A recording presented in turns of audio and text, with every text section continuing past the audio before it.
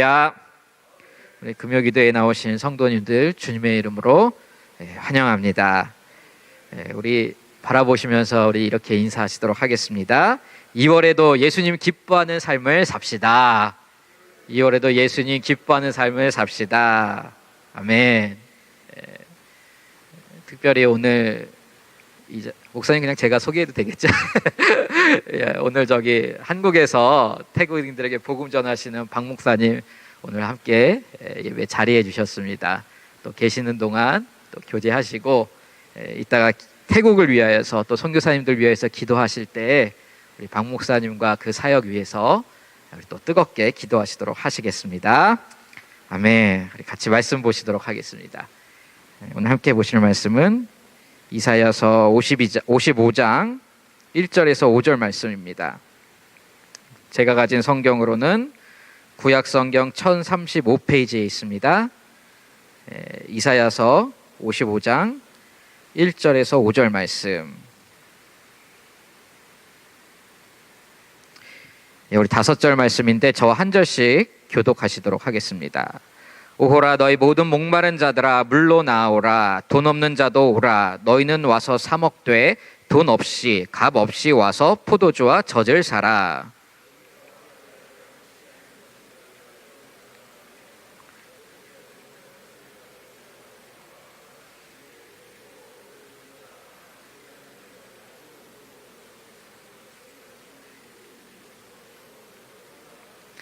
너희는 귀를 기울이고 내게로 나와 들으라. 그리하면 너희의 영혼이 살리라. 내가 너희를 위하여 영원한 언약을 맺으리니 곧 다윗에게 허락한 확실한 은혜이니라.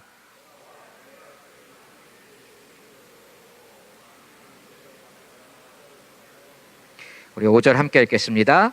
보라, 내가 알지 못하는 나라를 내가 부를 것이며 너를 알지 못하는 나라가 내게로 달려올 것은 여호와 내 하나님 곧 이스라엘의 거룩하신 이로 말미암음이니라.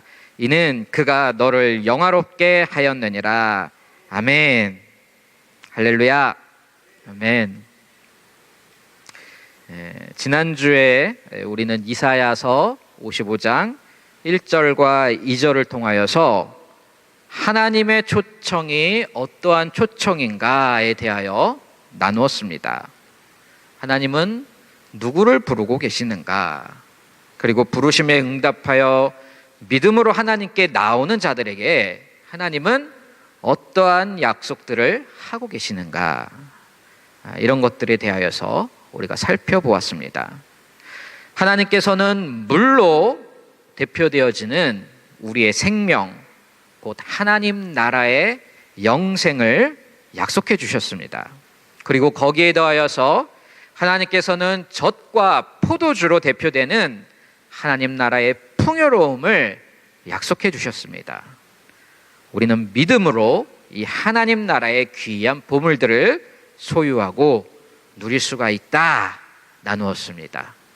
오직 믿음으로 그 물을 마시고 구원을 받을 수 있으며 또한 마찬가지로 오직 믿음으로 하나님 나라의 백성된 삶, 곧 하나님의 인도와 돌보심, 공급과 지켜주심을 이 땅에서도 누리며 살 수 있다라는 것을 정리하였습니다.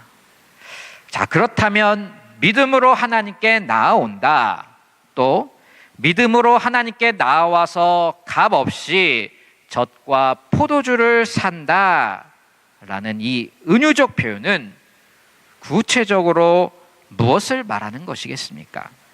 다른 말로 우리 성도들은 나에게 있는 이 믿음을 가지고 어떻게 신앙생활에 적용할 수 있겠는가?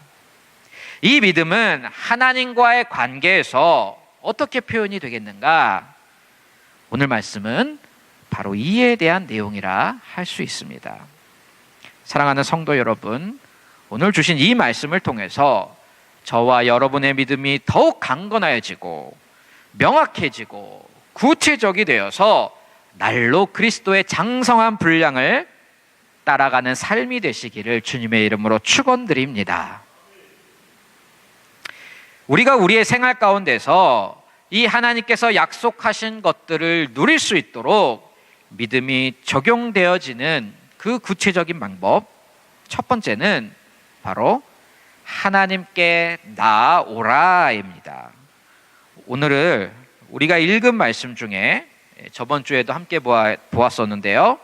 1절을 한번 보시면 계속해서 반복되는 동사가 하나 있습니다. 무엇일까요? 바로 오라라는 명령형 동사입니다. 영어로는 come이지요. 영어 성경을 보시면 이 이사야서 55장 1절에 나오는 come이라는 명령이 1절에만 각 문장 앞에 4번 반복되고 있습니다. 오라 목마른 자들아, 오라 물에게로, 오라 돈 없는 자여, 오라 값없이 사 먹기 위하여, 이런 식인 것입니다. 이 오라라는 초청이 가리키고 있는 최종 목적지는 어디겠습니까? 바로 여호와 하나님입니다. 목마름을 해결하기 위하여, 젖과 꿀을 사기 위하여 다른 어떤 곳을 찾아가지 말고 인생의 생수를 아낌없이 내어주시는 그 여호와 하나님, 값없이 젖과 꿀을 살 수 있도록 은혜를 베풀고 계시는 그 하나님께로 나오라라는 말씀입니다. 사랑하는 성도 여러분, 지금 저와 여러분에게는 이 하나님을 향하여 나아가는 삶이 있습니까? 날마다 오라 초청해 주시는 이 하나님을 향하여 내 생각의 발걸음, 내 감정의 발걸음, 내 육신의 발걸음이 그분을 향하여 옮겨지고 있는지 우리는 각자가 돌아보고 점검해 보아야 할 것입니다. 특별히 주님께서는 우리 성도님들을 치앙마이 중앙교회라는 교회로 불러 모아주셨습니다. 교회라는 것은 1차적으로는 한 지역에 세워진 기독교인의 공동체이지만 성경은 교회를 그렇게 눈에 보여지는 차원에서만 해석하고 있지 않습니다. 성경에서 말하고 있는 교회의 좀 더 본질적인 의미는 무엇입니까? 부름받은 그리스도의 몸이자 그리스도와의 인격적 교제가 일어나는 검증된 현장, 그리고 하나님께서 세상에 특별 은총을 베푸시는 공적인 통로가 바로 교회인 것입니다. 때문에 성도의 신앙생활의 중심에는 교회가 있어야 합니다. 교회 안으로 들어와야 합니다. 교회 안에서 세워진 공예배를 통해서 하나님과 교제하는 것이 내 개인적인 예배의 시간보다 중요시되고 우선되어야 할 것입니다. 하나님이 허락하시는 특수한 상황이 아닌 이상은 지역 교회를 존중하시고 지역 교회에 소속이 되면서 지역 교회의 공예배를 통하여 그 신앙이 자라나야 하는 것입니다. 이 치앙마이에는 선교사님들이 많이 계십니다. 저도 선교사입니다. 그 선교사님들이 다 하나같이 지역 교회를 무시하고서 홀로 내 맘대로 와서 일하고 계신 분들은 거의 없으십니다. 그게 맞는 것이지요. 다 파송교회라는 모체 교회에 소속이 되어 있고 교회들의 파송과 협력을 받아서 사명을 받아서 각자에게 부어주신, 하나님께서 부여해 주신 그 고유한 사명들, 임무들을 충성되게 감당하고 있는 것입니다. 때문에 교회와 선교는 분리될 수 없습니다. 교회의 사명과 교회가 파송한 선교사의 사명은 분리가 되지 않는 것입니다. 이와 마찬가지로 하나님께서는 우리 성도 각자에게 사명을 부여해 주시기 위해서 우선적이고 공식적인 통로, 어디를 세워주신 것입니까? 바로 교회입니다. 하나님께 예배를 드리는 우선적이고 공식적인 현장, 어디가 되겠습니까? 역시 교회입니다. 하나님의 이 오라, 나에게로 나아오라 라는 이 초청을 받아들이시고 아멘으로 화답한 자가 그 발걸음을 옮겨야 하는 그곳이 어디이겠습니까? 성도님들에게는 바로 이 치앙마이 중앙교회의 예배의 자리, 기도의 자리, 모임의 자리가 하나님을 만나고 교제하는 바로 그 자리들이라 할 수 있는 것입니다. 그러므로 성도 여러분, 인생의 목이 마를 때, 심령이 가난해지고 영혼의 결핍이 찾아올 때, 야, 나는 회복이 필요하니까 인터넷으로 혼자 나에게 맞는 예배를 드려야지, 이런 생각을 하지 마시고 이곳 지역교회에서 드려지는 공적인 예배를 찾아 나오시길 바랍니다. 예배와 말씀은 내 입맛에 맞추어서 쇼핑하듯이 선택하는 것이 아니기 때문입니다. 하나님이 부르신 이곳으로 찾아오셔서 하나님을 간절히 구하시고 만나시고 새 힘을 얻고 회복되는 은혜를 누리게 되시기를 주님의 이름으로 축원드립니다. 하나님의 약속을 누리는 믿음의 적용, 그 두 번째는 바로 하나님께 나와 들으라 라는 것입니다. 이 들으라 라는 명령은 오늘 이사야서 55장 2절과 3절에서 반복하여 주어지고 있습니다. 2절을 보시면 내게 듣고 들을지어다. 3절을 보시면 너희는 귀를 기울이고 내게로 나와 들으라. 반복하여 말씀하고 계십니다. 더불어서 각각 9절에 들으라 라는 명령 뒤에는 무엇이 따라 나오고 있습니까? 2절 그리하면 저희가 좋은 것을 먹을 것이며, 3절 그리하면 너희의 영혼이 살리라. 바로 우리들을 향한 하나님의 긍정적인 약속이 따라오고 있는 것입니다. 사랑하는 성도 여러분, 우리 삶을 윤택하게 해주시기 위하여서, 우리의 영혼을 살리시기 위하여서 이 들으라 말씀하시는 하나님의 음성에 순종하시기 바랍니다. 때문에 예배에 나와 무엇을 사모하셔야 하겠습니까? 바로 하나님의 말씀을 사모하고 기대하셔야 하는 것입니다. 말씀은 예배의 중심입니다.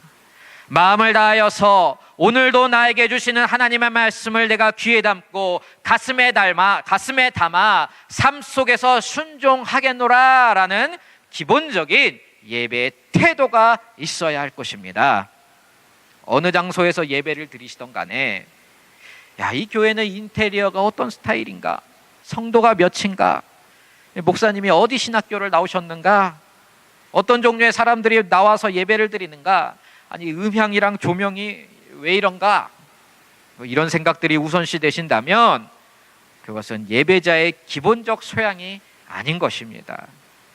이런 생각들을 할 수 없는 것은 아니지만 적어도 예배 시간에는 그런 생각들을 의지적으로 내려놓고, 오늘 하나님은 나에게 어떤 말씀을 주시는가, 내가 이 말씀을 내 삶에서 어떻게 순종할 수 있겠는가, 이런 마음의 태도를 먼저 다잡아야만 할 것입니다.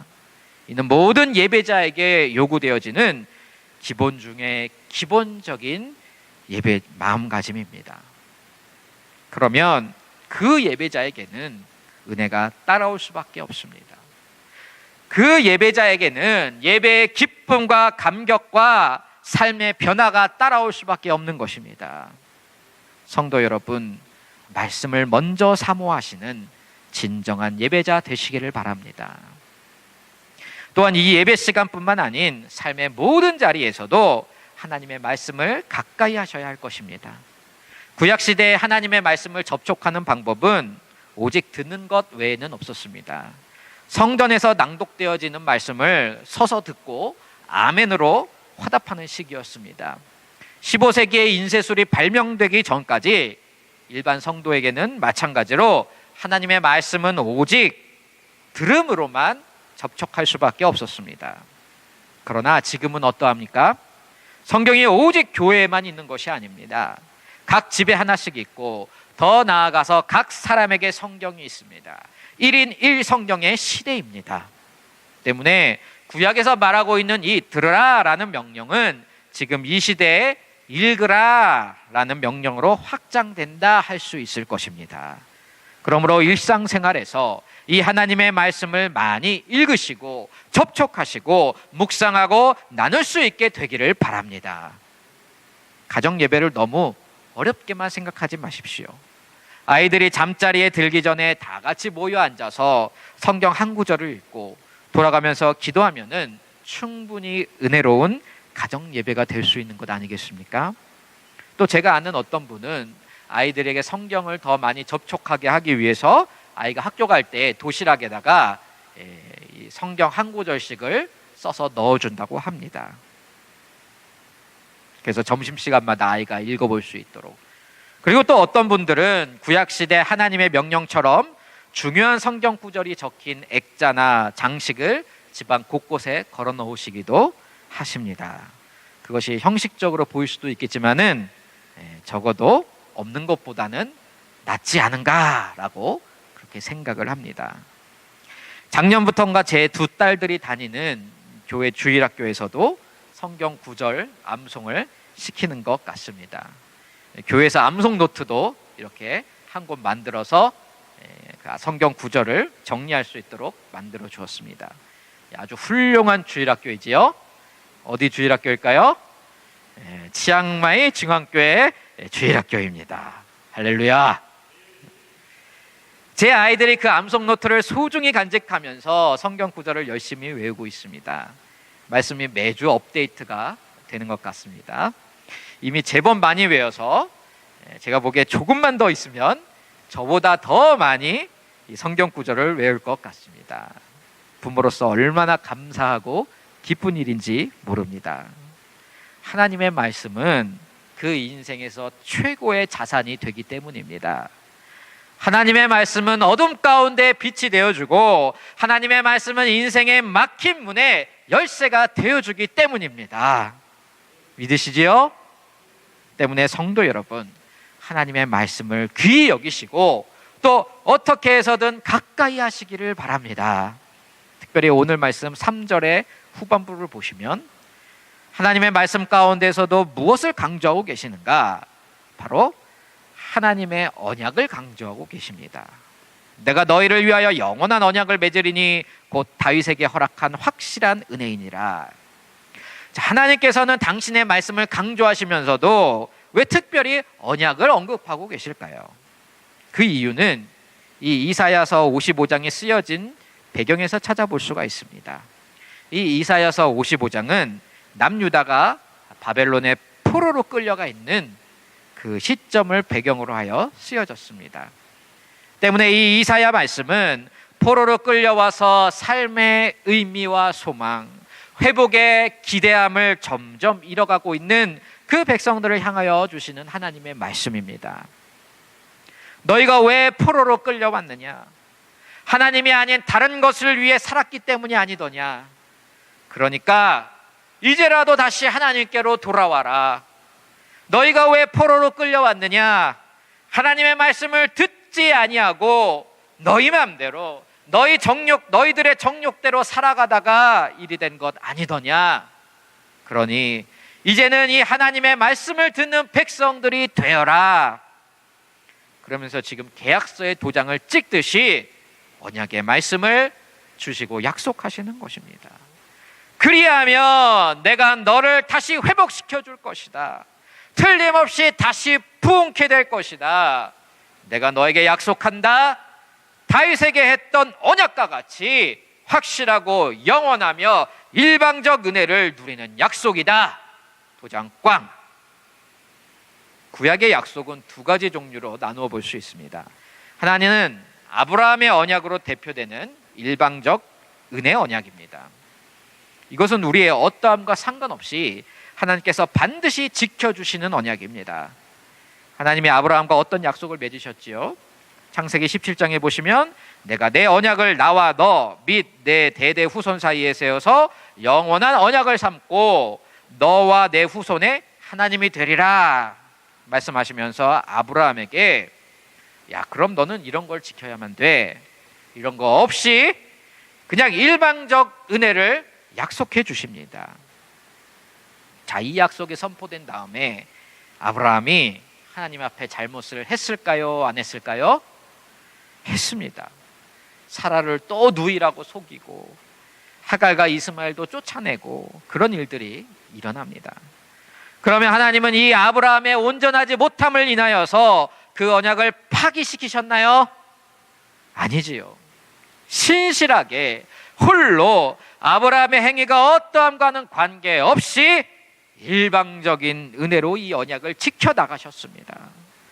그래서 아브라함의 언약은 대표적인 일방적 은혜의 언약인 것입니다. 그리고 구약에 나오는 두 번째 종류의 언약은 쌍방적 계약입니다. 행위 언약입니다. 대표적으로는 무엇이 있을까요? 바로 모세의 율법이 있습니다. 모세의 율법은 행위에 따른 대가를 치르게 합니다. 순종한 자에게는 반드시 상을 주고 불순종한 자에게는 반드시 벌을 내리는 것이 이 모세 율법의 기본 원리입니다. 여기서는 하나님의 공의로우신 속성이 강하게 드러나고 있습니다. 구약에서 약속된 일방적인 은혜 언약과 쌍방적인 행위 언약은 마치 서로 반대되는 방향을 가리키고 있는 것처럼 보입니다. 그런데 신약에서 이 은혜 언약과 행위 언약이 동시에 그 조건을 100% 만족시키면서 완벽하게 성취된 사건이 하나가 나타나 있습니다. 무엇일까요? 바로 예수 그리스도의 십자가 사건입니다. 그리스도께서 우리를 대신하여 십자가에 달려 돌아가심은 구약에서 예표된 은혜의 약속과 행위의 약속이 동시에 성취된 사건입니다. 죄에 대하여서는 반드시 심판하시며 그 대가를 치르게 하는 하나님의 공의와 죄인을 용서하시고 사랑하시는 것을 포기하지 않으시는 하나님의 은혜가 그리스도의 십자가라는 하나님의 희생적인 사랑을 통하여 완벽하게 성취된 것입니다. 그래서 예수님도 뭐라고 말씀하십니까? 내가 율법을 폐하려 온 줄 아느냐? 율법을 성취하려 왔다 라고 말씀하시지 않습니까? 그 율법의 성취가 무엇입니까? 바로 십자가인 것입니다. 또 한 목사님께서는 이 그리스도의 십자가 사건을 이렇게 이 개념을 가지고 묘사해 놓으셨습니다. 골고다의 십자가 위에서 하나님의 은혜와 공의가 서로 입맞춤하였다. 이를 통하여 우리가 정리할 수 있는 한 가지 원리가 무엇이겠습니까? 하나님의 은혜와 하나님의 공의는 바로 그리스도의 십자가로 확증되고 있는 하나님의 사랑, 그 위에 서 있다라는 것을 우리는 정리할 수 있습니다. 바로 그 구약에서 말하고 있는 은혜 언약과 율법의 기초는 하나님의 사랑입니다. 우리가 우리들의 자녀에게는 일방적인 도움 줄 때가 있지요. 용돈과 학비와 나중에는 유산까지 주면서도 또 동시에 어떨 때는 감기 나으라고 쓴 약을 주기도 하고 잘못을 했을 때는 매를 대기도 합니다. 그러나 부모가 그 자녀에게 무엇을 주던 간에 이 자녀가 좋아하는 것을 주던 자녀가 싫어하는 것을 주던 간에 그 동기는 다 무엇입니까? 바로 사랑이지요. 부모의 사랑입니다. 이 신앙생활도 마찬가지라는 것입니다. 두 종류의 언약이 동시에 작용하고 있습니다. 우리는 구원 그리고 성화와 같이 우리를 향한 일방적이고 우리의 행위에 좌우되지 않는 하나님의 그 은혜에 붙잡혀 있습니다. 그리고 그와 동시에 하나님께서는 우리가 한 행위대로 율법의 정신과 원리를 따라서 복을 주시거나 따끔하게 우리들을 징계하십니다. 그러나 이 모든 하나님과의 관계의 중심에는 무엇이 있는 것입니까? 너는 내 사랑하는 백성이요 예수의 핏값을 주고 산 내 아들 딸이다 라는 분명한 사랑의 기초가 있는 것입니다. 그러므로 성도 여러분, 우리의 신앙생활을 이 하나님의 사랑이라는 분명한 기초 위에 세워놓으시고 흔들림 없으시기를 축원드립니다. 자, 그렇다면 오늘 본문에 언급되고 있는 이 다윗의 언약은 어떤 것을 강조한 언약일까요? 바로 일방적인 하나님의 도우심, 구원해 주심, 돌보심을 약속한 은혜의 언약을 말하고 있습니다. 이 언약은 구체적으로 사무엘하 7장에 나오는 하나님께서 다윗에게 하신 언약을 가리키는 것입니다. 하나님께서 다윗의 나라와 그 왕위를 영원히 보존해 주시겠다라고 하는 다윗과 그의 후손 메시아의 왕권에 대한 언약인 것입니다. 이 다윗의 언약이 지금 이사야 시대에 살고 있는 이 이스라엘 백성들에게 과연 어떠한 의미가 되어주고 있을까요? 어떠한 의미가 되길래 하나님께서는 왜 갑자기 포로된 이스라엘에게 이 다윗의 언약을 말씀하시며 약속하고 계시는 것이겠습니까? 포로로 끌려온 지금 이 상황에서 현재의 소망, 그리고 미래에 대한 개인적인 민족적인 기대를 모두 잃어가고 있는 이스라엘에게 하나님은 선포하고 계십니다. 다윗의 언약을 기억하여라. 그 언약은 아직도 유효하다. 나는 너희를 일방적으로 구원하는 은혜의 하나님이다. 약속을 지켜내고야만은 신실한 하나님이다. 내가 아브라함과 맺었던 그 언약, 다윗과 맺었던 그 언약을 다시 너희와 맺으리니 하시면서 3절의 마지막에 무엇라 말씀하십니까? 곧 다윗에게 허락한 확실한 은혜이니라. 아멘. 사랑하는 성도 여러분, 하나님의 백성인 우리도 현재의 소망을 잃어버릴 때가 있지 않습니까? 미래에 대한 두려움으로 불안해질 때가 있지 않습니까? 그럴 때 무엇을 붙잡아야 할까요? 바로 오늘 말씀처럼 우리를 구원하신 여호와 하나님의 은혜를 기억하여야 할 것입니다. 이 은혜를 기억하고 다시 붙잡는 방법 무엇이겠습니까? 바로 하나님의 말씀을 듣는 것입니다. 오늘 하나님이 말씀하고 계시지 않습니까? 내게 나와 들으라. 그리하면 너희의 영혼이 살리라. 아멘이신가요? 부디 이 말씀에 순종하시어서 하나님의 말씀을 찾고 들으시는 성도님들 되시기를 축원드립니다. 하나님의 약속을 누리게 되는 믿음의 적용, 그 마지막은 바로 하나님을 보라라는 것입니다. 오라, 들으라, 그 다음은 보라입니다. 4절과 5절을 시작하는 명령형 동사가 있습니다. 무엇입니까? 두 구절 다 보라라고 말씀하고 계십니다. 4절에서는 하나님은 무엇을 보라고 명령하십니까? 만민에게 증인으로 세웠고 만민의 인도자와 명령자로 삼은 그를 보라고 하십니다. 이 그가 누구이겠습니까? 바로 예수 그리스도를 가리키고 있는 것입니다. 또 5절에서는 무엇을 보라고 명령하십니까? 바로 하나님의 백성들을 향한 그 비전을 보라고 명령하십니다. 우리에게 하나님의 나라가 임하게 될 것이며 하나님께서 친히 예수 그리스도를 통하여 우리를 영화롭게 해주시겠다라는 구원의 큰 그림입니다. 사랑하는 성도 여러분, 믿음이란 무엇이겠습니까? 믿음이란 바로 예수 그리스도를 바라보는 것입니다. 그리고 그분을 통하여서 나에게 이루어진 일들, 또 앞으로 이루어질 일들을 바라보는 것입니다. 그럴 때 우리의 삶에는 어떠한 변화가 찾아올까요?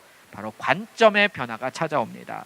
세상의 눈이 아니라, 내가 가진 육신의 관점이 아니라 하나님과 성령의 관점으로 나를 보고 세상을 보고 나의 인생을 해석하게 되는 것입니다. 믿음의 관점으로 해석한 우리의 삶은 구원의 여정이다 정의할 수가 있습니다. 언젠가 확실하게 우리에게 이루어질 그 천국의 영화로움을 소망하며 그와 동시에 이미 나를 구원해 주시고 지금 이곳에서 나와 함께 하시는 그 주님께 온전히 순종하는 것, 그리하여서 하나님께서 내게 허락하시는 이런 일들 저런 일들, 이런 자리 저런 자리들을 이해할 수 없을지라도 믿음으로 한 걸음 한 걸음 성령님과 동행해 나가는 것, 바로 그 천국을 향한 여정이 우리 믿는 자들의 삶인 것입니다. 말씀을 마치겠습니다. 믿음으로 산다는 것은 무엇입니까?